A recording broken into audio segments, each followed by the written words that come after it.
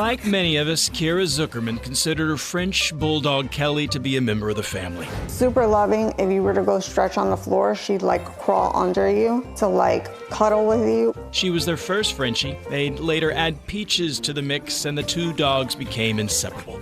Playful and loyal, they were the perfect combination for Kira. They're very sweet and affectionate, but at the same time, they could be crazy, so it's a good mixture of both worlds. When you love your dogs this much, you pay top dollar for their care. So when Kira left town for a few days, she paid over $1,200 to an online service that sets pet owners up with sitters. When she got home, she had an urgent voicemail. I had received a message stating there was an incident with Kelly and if I had pet insurance. And I stated no, and I said, is Kelly okay? Kelly was left off her leash and had darted across the street. She told me that Kelly died. She got hit by a car.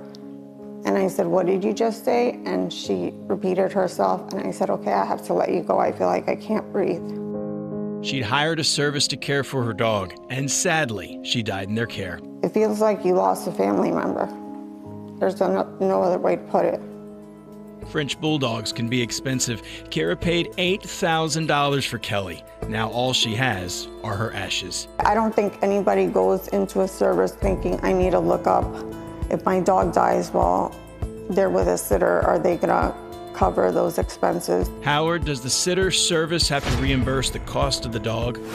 In most cases, the answer is no. If the dog sitter did something that is not allowed, like in this situation, allowing the dog to be off leash. However, the dog sitter themselves could be held responsible, but recouping thousands of dollars is a long shot.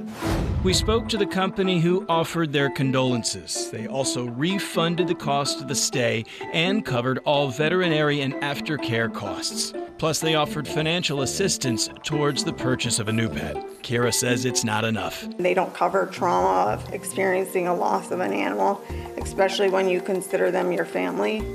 It doesn't feel like enough. It was her first time using the service, and she says her last. I just want to increase awareness of like what you're getting into when you use apps like this.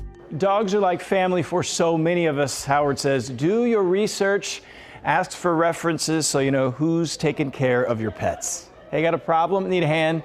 Here's how you find us.